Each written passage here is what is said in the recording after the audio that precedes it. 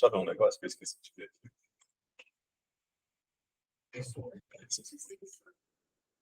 Tá bom.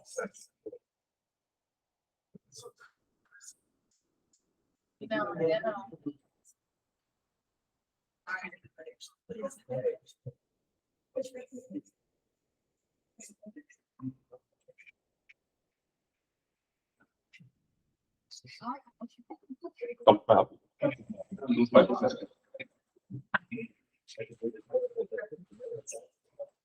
Vamos lá? Dá para enxergar bem a tela? Boa. Então, a ideia é a gente conversar ali nesses 50 minutos sobre avaliação de resposta a volume.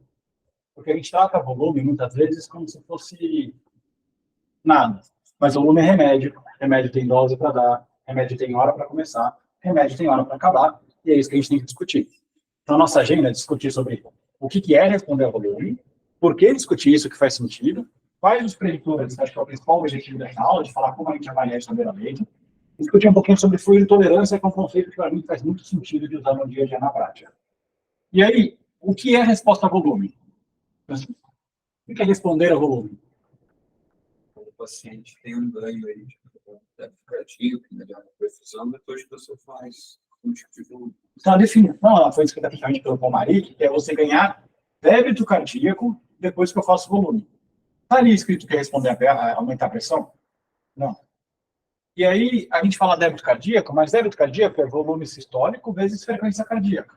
Então, tem algumas pessoas que chamam responder a volume, aumentar o volume sistólico. Você concorda que eu posso ter um paciente que ele aumenta o volume sistólico, mas cai a frequência cardíaca, e o débito fica igualzinho.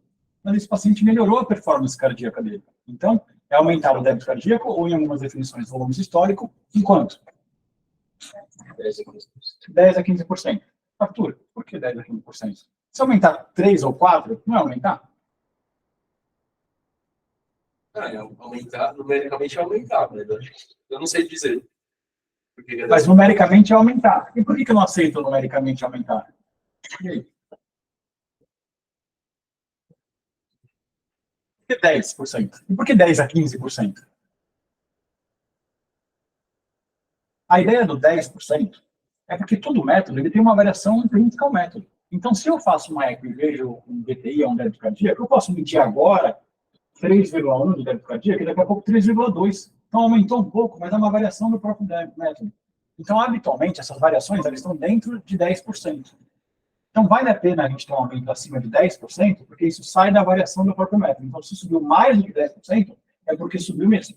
Tá? Por isso, 10%. E por que às vezes eu uso 15%? Porque quanto maior é esse aumento, mais discriminativo é. Então, é de 10% a 15%, e quando o paciente sobe 20%, 30%, você tem certeza que realmente ele aumentou o débito cardíaco dele, ele aumentou o volume sistólico. Porque assim, quem não olha a pressão arterial quando faz o volume, está mentindo. A gente fala que subir a pressão não é responder ao volume, mas todo mundo olha. Mas olha um estudo super interessante, esse aqui do Bellomo, que ele pegou 20 voluntários saudáveis, médicos, geralmente residente, né, que a gente faz com esses voluntários saudáveis. Então, eram 21 voluntários saudáveis e administrou 500 ml de ringue lactato. Ele randomizou para fazer isso com soro em temperatura ambiente, que era 22 graus, ou com temperatura do corpo, que era próxima de 38 graus. E o que a gente consegue ver é, com relação ao débito cardíaco, o índice cardíaco aqui, o grupo que recebeu a temperatura do corpo aumentou mais o débito cardíaco. Então, da sua a temperatura do próprio corpo aumenta mais o débito cardíaco. Em contrapartida, a pressão arterial média subiu mais no grupo que recebeu soro gelado. Por quê? Porque o soro gelado, ele faz vasoconstrição. Então, muitas das vezes que a gente acha que a gente deu volume e o paciente melhorou a pressão, ele melhorou a pressão porque eu induzi um certo grau de vasoconstrição e não porque ele aumentou o débito cardíaco. No fim, eu podia ligar num ventilador no paciente que teria o mesmo efeito de responder o volume para a pressão. Então, eu uso na minha vida assim, volume quando eu vejo uma hipotensão, isso é inegável, todo mundo faz isso, mas lembrar que isso não necessariamente é responder a volume. E por que eu tenho que discutir isso? Por que isso faz sentido? A gente já falou, volume é remédio, tem dose. E a gente responde a volume, geralmente, só nas fases iniciais do paciente em choque. A gente já falou aqui várias vezes, aquele estudo que é o chamado Andrômeda, que o Gleirand publicou no JAMA. Nesse estudo, 424 pacientes foram randomizados para reanimação hemodinâmica baseada em tempo de enchimento capilar ou lactato. E aí, nesse estudo, ele viu, no tempo zero, quantos por cento dos pacientes respondiam ao volume? E veja que aqui eu tenho mais de 50% dos pacientes, que é esse cinzinha. Ou seja, 242 dos 424 respondiam ao volume. 8 horas depois, ou seja, 8 horas, em 8 horas, esse paciente geralmente ainda nem chegou na UTI conosco. 8 horas depois, apenas 13 dos pacientes respondiam ao volume. Esse número é menor do que 1%. Então, você responde ao volume sim na fase inicial, mas isso passa muito rápido. Geralmente, o cliente chega para a gente na UTI, depois que ele já recebeu 20 a 30 ml por quilo. Então, se eu der volume para esse doente, talvez ele esteja fazendo mais mal do que bem. E porque você responder ao volume é diferente de precisar de volume. Nesse momento, vocês aqui, se eu pegar o acesso de vocês e fizer 500, vocês aumentam o débito cardíaco, porque vocês respondem ao volume, porque isso é fisiológico. Se de repente alguém gritar fogo, a gente corre. Meu coração tem que estar adaptado a conseguir aumentar o débito cardíaco. Mas não necessariamente eu preciso aumentar o débito cardíaco. Então, lembrar, naquela prova que vocês já viram várias vezes, que existe uma situação que é abaixo do DO2 crítico, no qual, se eu diminuo a oferta de oxigênio, eu reduzo o consumo porque está crítico. Ou seja, não é que eu quero consumir menos, é porque eu reduzi a oferta. E eu tenho esse paciente aqui, que se eu for aumentando a oferta de oxigênio progressivamente na curva, ele não aumenta o consumo porque ele não precisa. Ele aumenta a oferta, ele aumenta o débito cardíaco, mas ele não precisava. Em geral, na UTI, e nesses estudos, o que a gente tem aqui, todo estudo que vê a resposta a volume, ele pega, o médico quer fazer volume. Então, eu examinei o doente, vi que ele está mal perfundido. Não é que eu pego qualquer paciente. É um doente que eu examinei e falei, ele está meio gelado, ele está meio perfundido.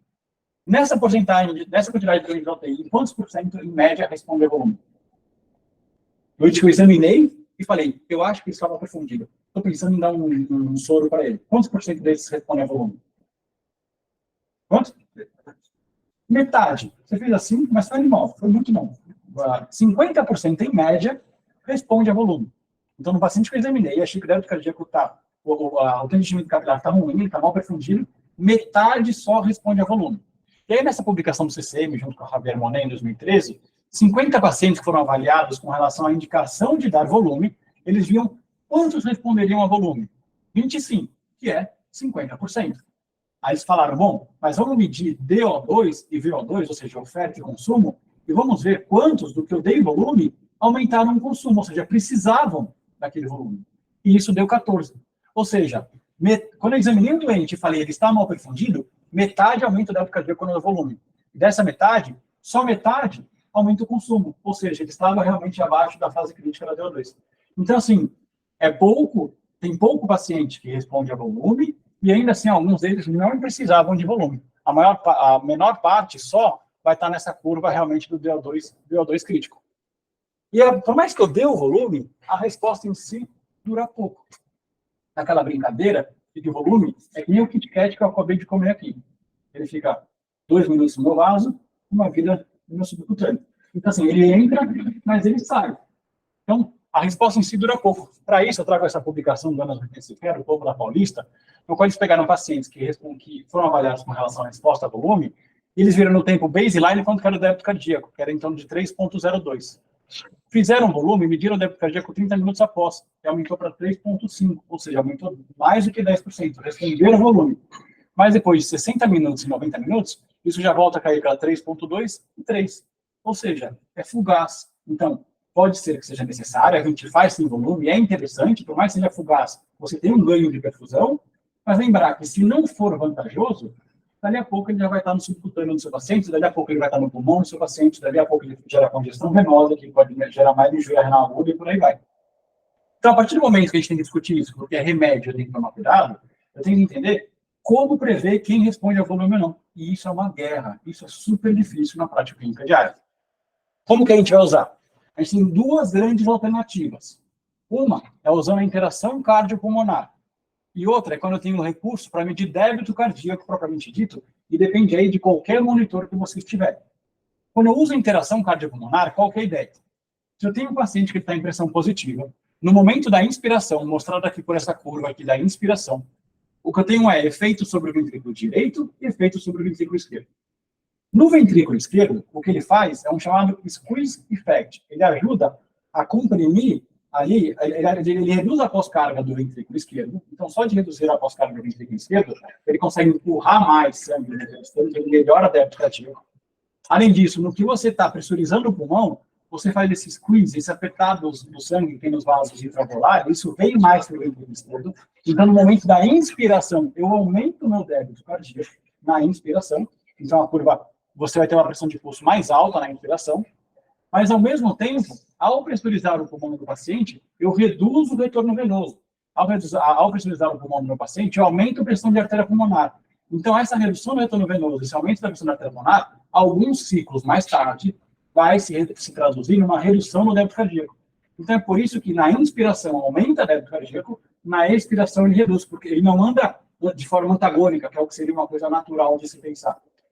Ou seja, a variação da pressão no pulmão consegue fazer uma autoprova de volume, porque o fluido vai entrando e saindo. Então, usa a interação cardiopulmonar para prever a resposta a volume.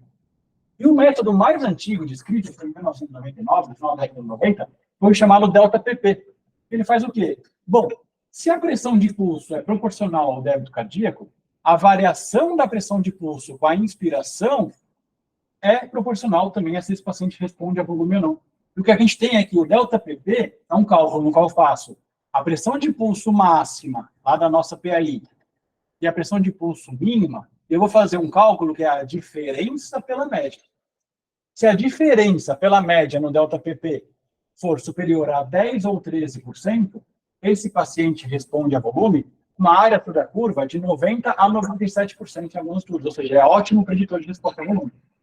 Isso é lindo, eu sei exatamente quem responde e quem não responde, mas tem vários problemas. Por quê? Tem que estar tudo tão controlado que nem sempre isso é fácil.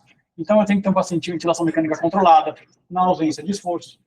Já que eu quero pressurizar o tórax e colocar bastante volume lá dentro, eu tenho que ter mais do que 8,5 por quilo de volume corrente, o que não é comum atualmente, às vezes nessa a gente usa menos.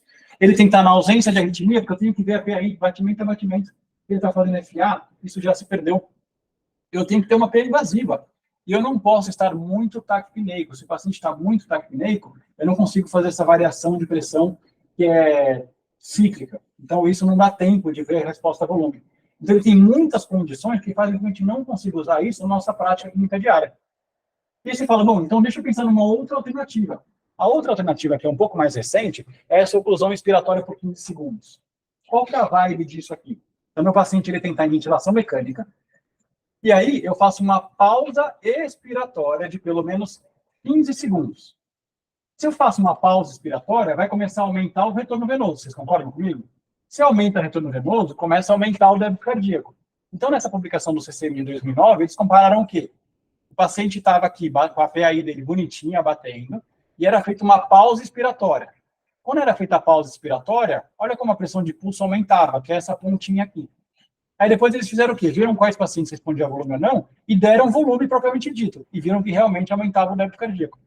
Então, se eu fizer uma pausa expiratória de 15 segundos, e no final desses 15 segundos eu medir o aumento da pressão de pulso, se essa pressão de pulso aumentar mais do que 5%, esse paciente responde a volume.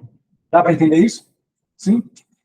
Mas ela também tem limitações. Então, a pausa expiratória de 15 segundos, um aumento de 5% tem uma ótima acurácia para prever a resposta a volume. E a grande vantagem, esse paciente só precisa tolerar 15 segundos de pausa expiratória. Ele não precisa estar sedado, controlado, mas ele precisa tolerar 15 segundos. Então, se ele estiver muito acidótico, não vai dar. Se ele fizer esforço no meio do caminho, não vai dar. Então, não precisa ser controlada, mas ainda assim demanda um cara um pouquinho mais calmo. Eu ainda preciso de um volume corrente mais alto, e eu ainda preciso de uma PA invasiva, porque eu preciso ver realmente a curva da PI.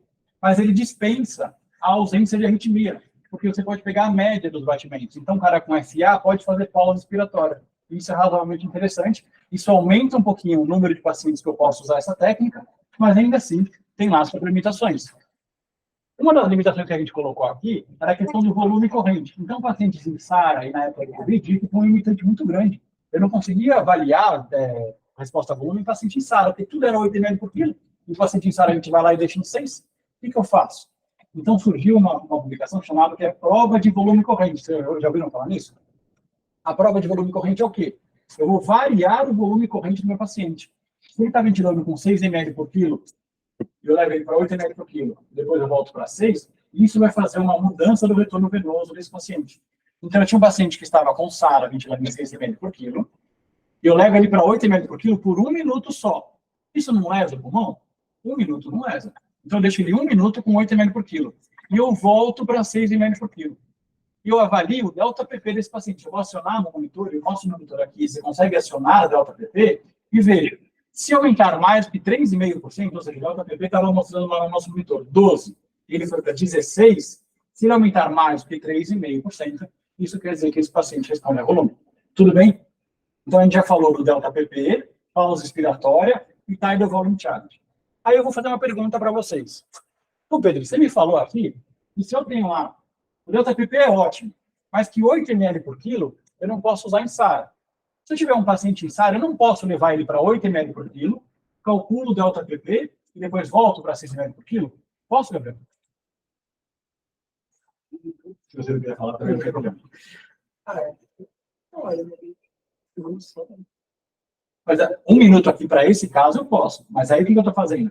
É o descer que me dá a resposta.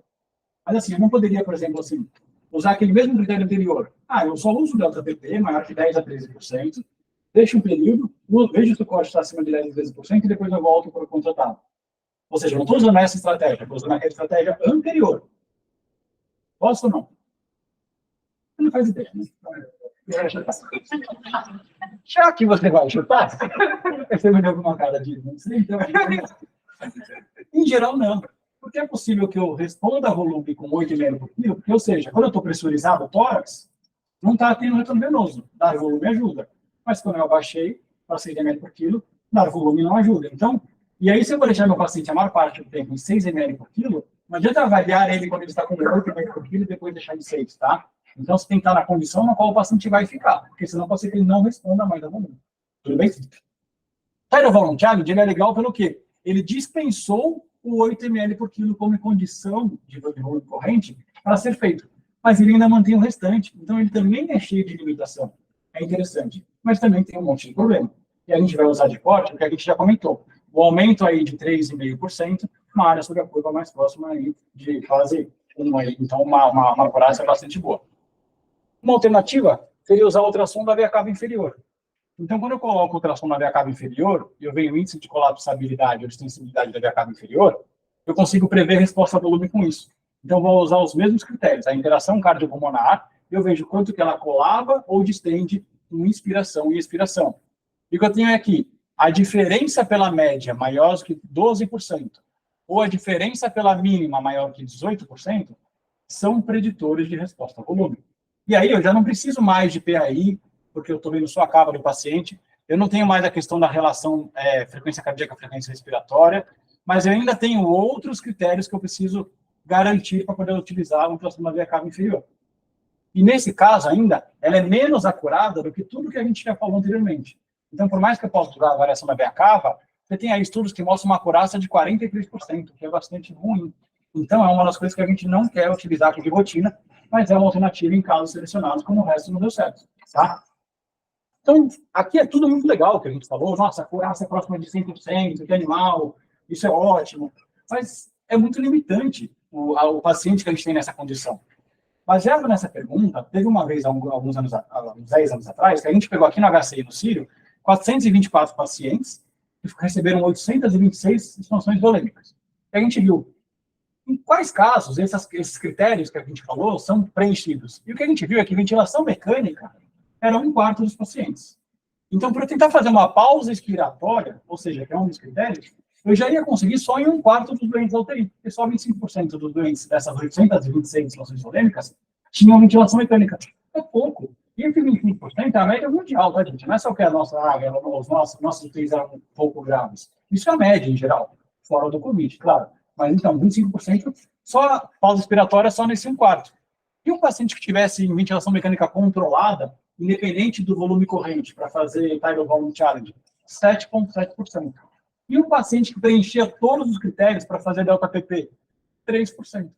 É muito baixo. Então, por mais que esses critérios sejam interessantes e legais, no fim, você vai usar ele em 3 a cada 100 pacientes. É muito raro o doente que tem condição para usar essa estratégia.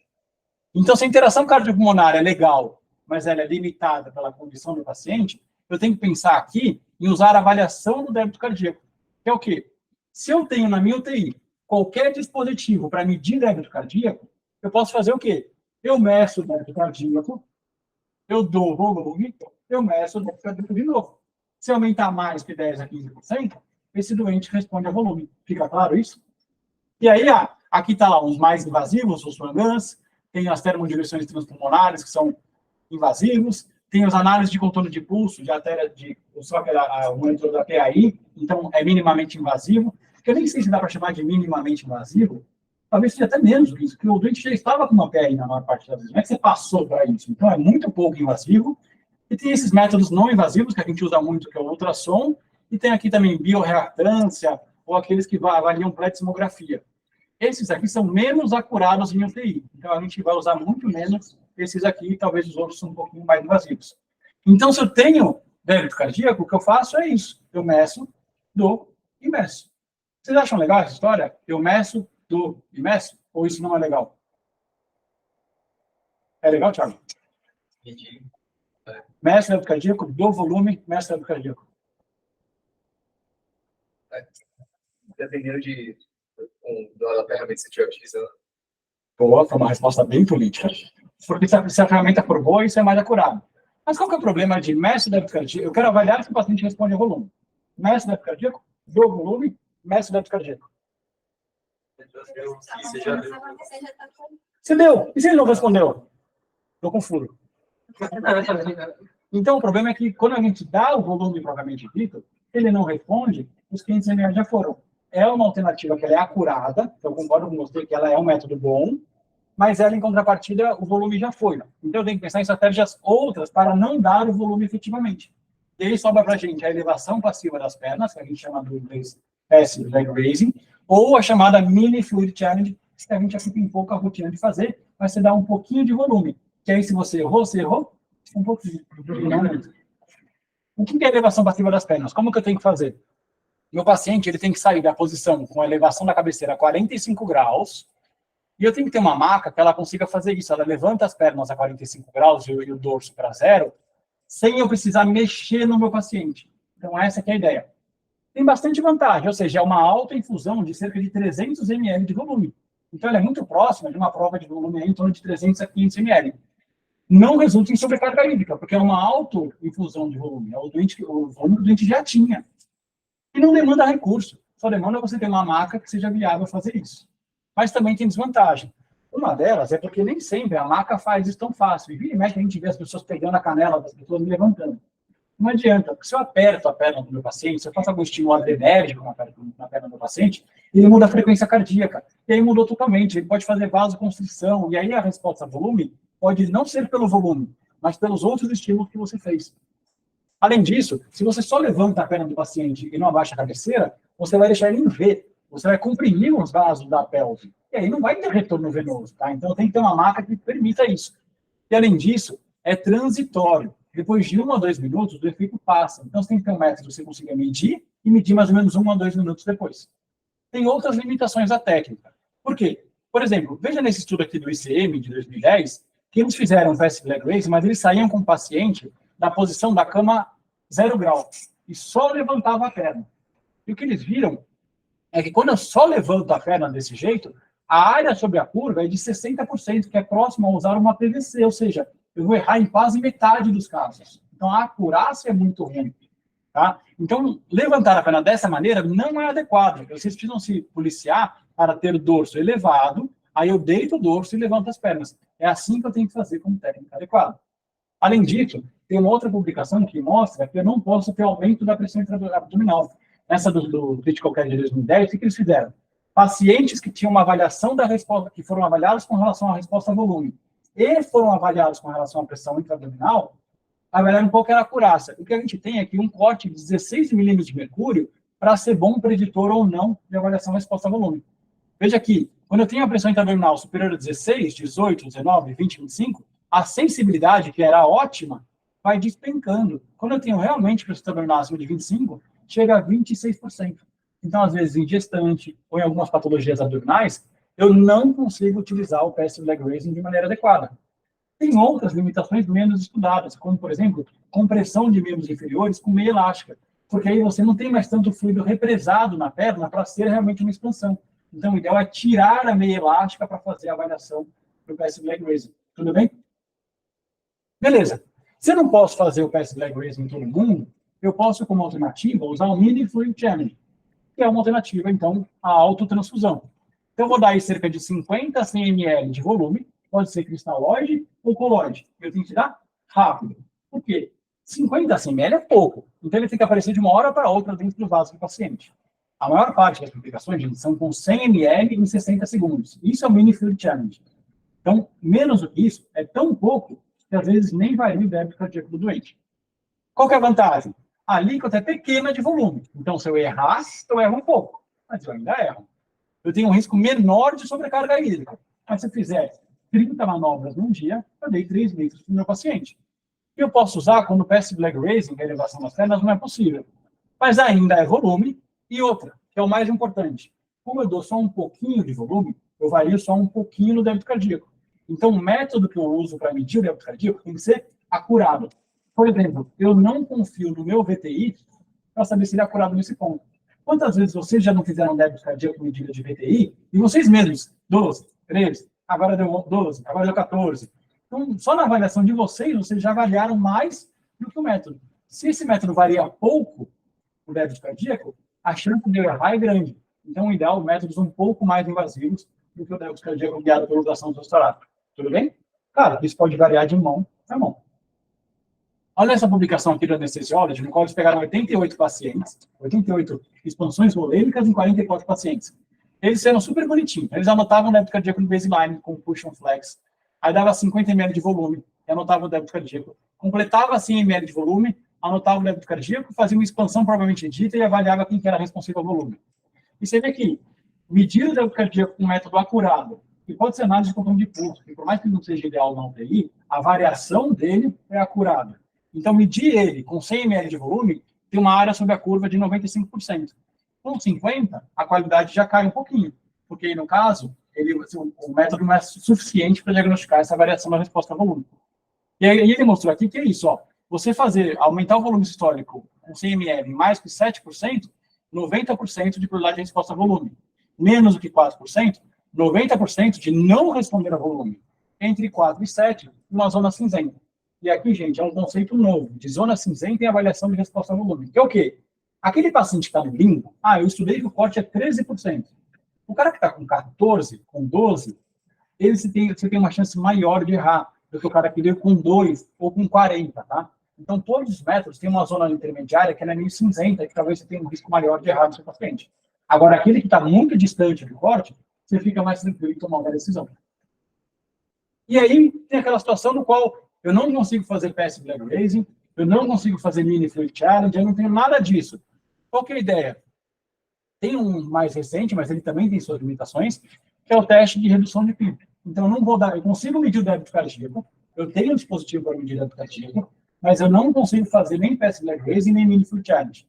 Então, eu vou fazer uma prova volêmica, que é, eu reduzo a PIB. Isso faz com que tenha mais retorno venoso. É uma autoinfusão por redução da PIB. Eu preciso do meu paciente em ventilação mecânica controlada, na ausência de esforço, independe do volume corrente, tá, gente? O estudo foi feito com 6 ml por quilo, que é o estudo do Ravi desse ano. Então, ele tinha pacientes com PIB maior ou igual a 10, ele baixava para 5, ele estava 12, vai para 5, estava 13, vai para 5, estava 10, vai para 5. Ele baixava para 5, fazia as medidas, media débito cardíaco antes e depois voltava para a PIB que ele achava adequada para o paciente. E media se isso era um bom corte ou não. E o que a gente tem aqui, aumentar o índice cardíaco em 8,6%, tem uma boa acurácia para prever a resposta ao volume. Então, se eu tenho um método de medição do débito cardíaco, seja qualquer um daqueles equipamentos, e o paciente está com uma PIB alta, eu posso só baixar a PIB, meço o débito cardíaco antes e depois volto para a PIB que eu acho que o meu paciente precisava. Tá? E tem aquelas situações onde eu não tenho nada. Tenho débito cardíaco, não tenho nada. Existem métodos menos invasivos? Tem um monte de coisa sendo publicada nesse sentido. Então, eu posso medir a capnografia, fazendo elevação massiva dos membros. Eu posso fazer ultrassom de carótida, seja com condutor linear, em posição longitudinal, vertical ou transversal. Eu posso ver só a pressão de pulso e passive leg raise, ou seja, eu só meço a diferença da pressão de pulso, não o gradiente. Então, eu vejo quanto que estava lá a sistólica pela diastólica, faço passive leg raise e vejo se isso aumentou. Tempo de enchimento capilar e passive leg raise, ou seja, eu meço o tempo de enchimento capilar e faço elevação das pernas. Se diminuir o tempo em pelo menos 27%, isso quer dizer que ele responde a volume. Eu posso ler a flexitomografia, bioreactância, tem vários. Só que por que tudo isso está num slide único nessa aula? É porque eles são pouco acurados. Então, são métodos ruins que a gente não deve usar de rotina.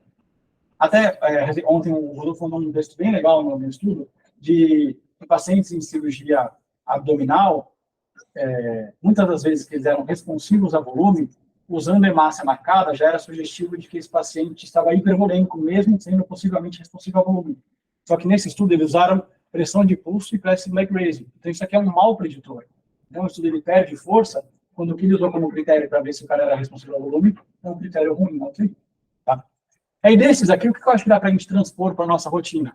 Talvez a elevação da capnografia com passive leg raise. É pouco invasivo. Eu tenho o capnógrafo lá no meu paciente, ele está mostrando aquela curva da capnografia com um número, que é o número da capnografia, aquele end-tidal CO2 que aparece lá. Eu faço uma elevação passiva dos membros e vejo se a capnografia aumentou. Uma elevação do ETCO2 de pelo menos 5% ou 2 milímetros de mercúrio tem uma ótima acurácia para prever resposta a volume. Só que o paciente ainda tem que estar em ventilação mecânica controlada. Alguma forma de controle ainda é necessário. E nessa meta-análise com 6 estudos, isso mostra aí uma área sobre a curva de 80%. Não é ideal, mas é uma ferramenta que você demanda pouco. É o ventilador mecânico, no caso sedado, e o capnógrafo. Em geral, isso é disponível nas unidades, e nem sempre todos os leitos estão nessa condição, mas é um pouco mais possível. E falando sobre todos esses preditores, a última coisa que eu queria falar com vocês é sobre fluido tolerância, o que para mim faz muito sentido. Porque toda vez que a gente pensa em dar volume, o conceito deveria vir sempre junto com essa ideia de fluido tolerância. E aqui eu coloco uma definição no JCC, junto no grupo do Guilherme antes, ele coloca que fluido tolerância é o grau que um paciente consegue tolerar a infusão de fluidos, sem que isso gere efeitos colaterais e disfunções orgânicas associadas. E por que isso faz sentido? Para mim, na minha cabeça, essa flecha inicial era o que eu acreditava que existia. Ou seja, um paciente ele era fluido responsivo, então do volume ele vai bem, do volume ele vai bem, do volume ele vai bem. Chega uma hora que para de ser fluido responsivo, e aí o volume vai fazer mal. Vai ficar que era uma coisa bem pontual. Ia bem, ia mal. Mas muito provavelmente, em algum ponto, isso se mistura. Ou seja, em algum ponto, o cara é fluido responsivo e já está ficando fluido intolerante. Ou seja, ele aumenta a débito cardíaco, mas ele já está ficando meio congesto. Ele talvez seja esse caso que a gente discutiu mais cedo, é um paciente onde você dá um volume e faz milagre. Mas ele já está estertorando, você está ficando com medo de dar mais. E muito provavelmente, essa área de sobreposição não é pequena.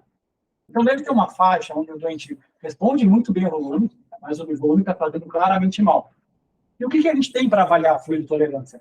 E aí que a coisa pega e vai mal. Porque a gente não tem nada objetivo bom para avaliar a fluido tolerância. Então, a gente usa uma série de ferramentas em combinação para tomar uma decisão. Então, a gente tem um paciente aí que ele está em ar ambiente, não está estertorando, está saturando bem, talvez ele seja mais fluido tolerante. Agora, o raio-x dele está ficando mais congesto. Ele começou a estertorar. O ultrassom está bombando de linha B. Talvez esse doente já está ficando fluido intolerante. Tem que ter mais cuidado em dar volume, por mais que ele responda a volume. Eu tenho um método de monitorização do débito cardíaco que está mostrando um aumento de água extravascular pulmonar.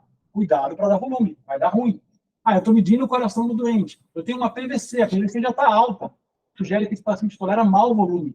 Ou eu tenho uma avaliação da função cardíaca, mostrando uma função cardíaca importante. Ou seja, se eu errar, eu vou errar com gosto. Então, eu tenho que ser um pouquinho mais criterioso. Ou já tem uma cava túrgida, sugerindo que já tem uma PVC alta. Eu não vou dar volume para esse doente. Ou ainda eu posso fazer aquele protocolo Vexus, está na moda, bem legal, a gente vê se isso mostra congestão venosa ou não. Ou seja, eu uso várias ferramentas para ver se esse paciente já tem sinais de sobrecarga volêmica. Eu não quero nem saber se ele responde a volume ou não. Se já está dando ruim, eu vou ter que ter muita vontade para dar volume num cara que já está tendo efeitos colaterais disso. Então, muito provavelmente, eu vou ter um paciente que está bem nessa fase aqui, ou seja, aquele doente que ele é fluido responsivo, ou nem sei se ele é fluido responsivo, mas ele não tem nada de fluido intolerância. Ele não está nasarcado, ele não está com gesto, ele fechou o ciclo negativo, ele não tem nada, está com sódio alto. Dá o volume dele, ou se você puder avaliar, avalia. Mas se não der, ele é mais permissivo. Dane-se, sabe? Se você errar, você erra muito pouco. Agora, já tem aquele doente, ele já começou a ficar um pouquinho pior. Esse cara você tem que ser mais criterioso. Esse cara você faz a avaliação de resposta a volume. Esse cara você tem medo de errar. E tem aquele doente que ele já tem efeitos claros, deletérios do excesso de volume. E aí, mesmo que ele responda a volume, eu não vou dar volume nesse doente. Ou nesse cara, eu não vou nem perder meu tempo avaliando a responsabilidade, porque eu não quero dar volume nesse paciente. Justo? Valeu. Alguma dúvida?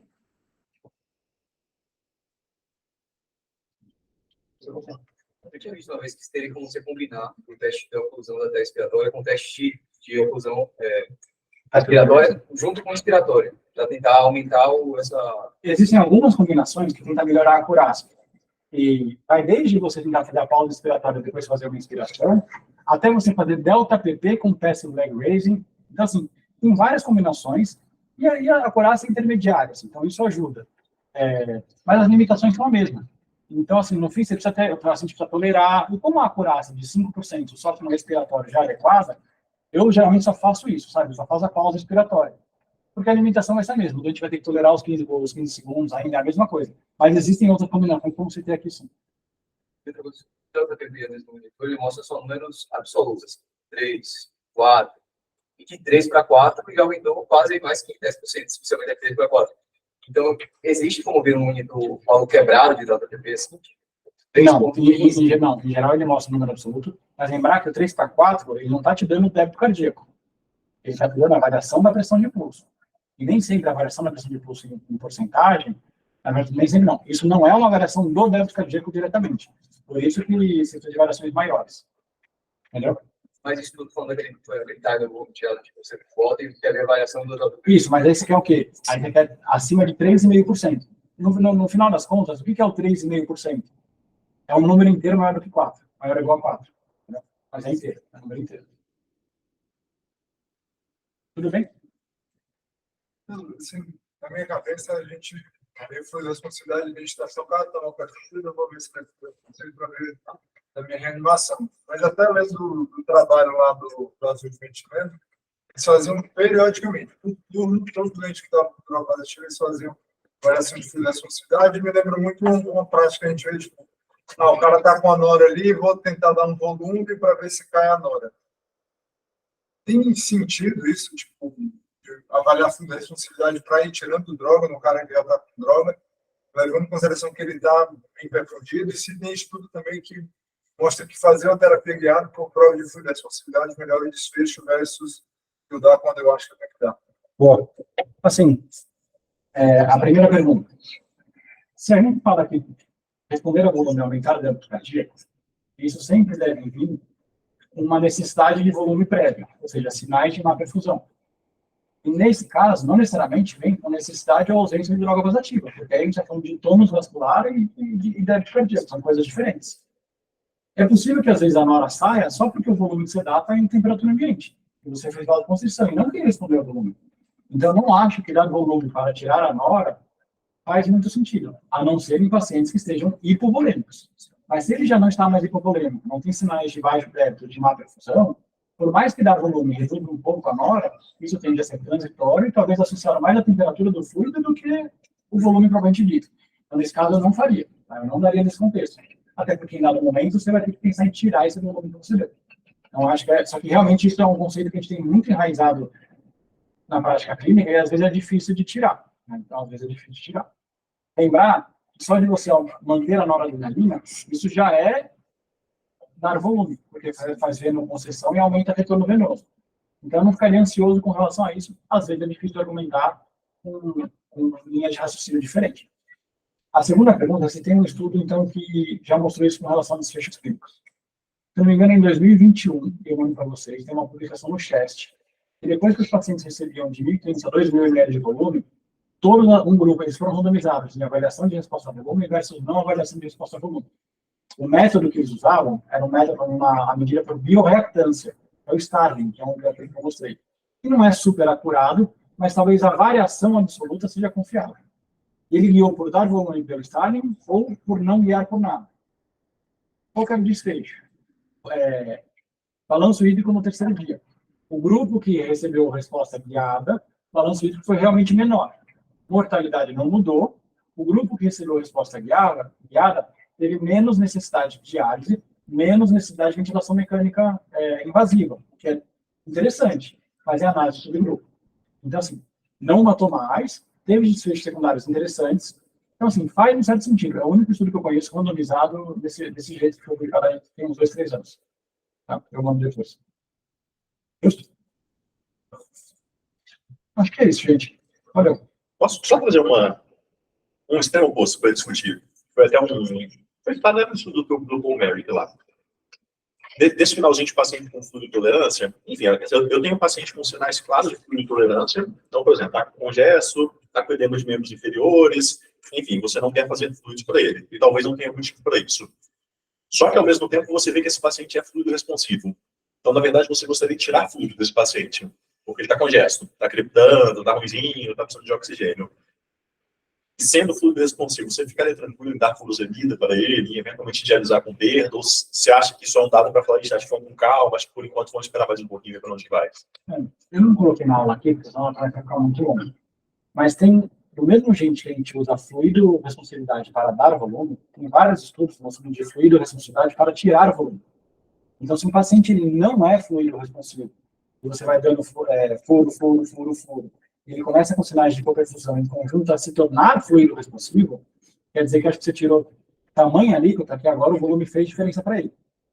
Então é isso. Então, se realmente você ser um fluido responsivo, talvez fale mais a favor que você está próximo de um limite onde as coisas não estão adequadas. Agora, se eu ficaria dando furo de forma tranquila, não sei te dar essa resposta técnica. Então, assim, eu acho que eu botaria na balança. Assim, se ele tiver bem perfundido, for fluido responsivo, mas está bem perfundido, sem sinais de baixo débito, eu acho que o fluido extravascular está atrapalhando, eu daria furo sim. Agora, se ele estiver mal perfundido, eu tenderia a esperar o dia de amanhã, sabe? Espera mais um pouco, amanhã a gente vê. Agora, tá usando mais oxigênio. Mas tá meio mal perfundido, tá usando mais oxigênio, vamos esperar até amanhã. Agora eu tô achando que ele vai começar a precisar de VNI, talvez ser entubado. Acho que talvez aí vale a pena dar furo. Acho que eu botaria na balança de risco-benefício.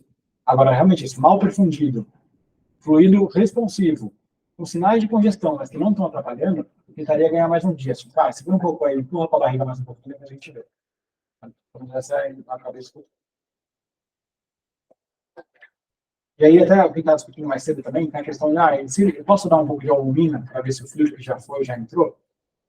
Essa resposta não existe super assim, né? Lembrar que os 3 estudos mais que a gente tem, que é o SAFE, o Alveus, que é aquele DCM, que eu acho que é ECAS, que avaliou a albumina em sepsis e choque séptico, não faz diferença nenhuma. Mas na subanálise do Alveus, dos doentes que estavam com choque séptico, talvez a albumina foi benéfica. Então eu daria albumina de rotina para tentar manter o líquido no vaso? Não daria albumina de rotina. Mas se eu estiver num serviço, num contexto onde a albumina não é um problema, não é um custo caro, talvez eu já dei um tanto de volume, eu daria sim uma albumina.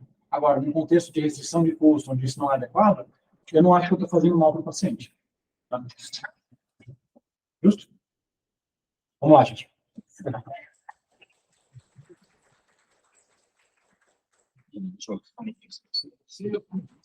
Fica no pendrive, tirei. Não sei. Tirou. Calma aí. Sou abominável por fora, cara. Calma, deixa eu parar a gravação antes que vocês falem bobagem.